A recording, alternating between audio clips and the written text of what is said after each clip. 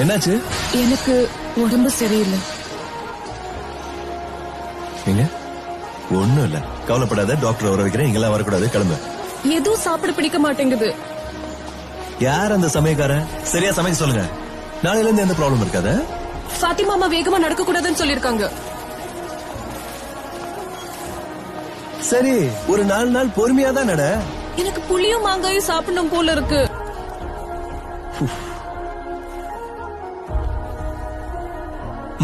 மரத்தையே புடுங்கி கொடுக்கற சாப்பிட்டுக்கிட்டு என்னாச்சு உனக்கு? அம்மா வர போறாங்க.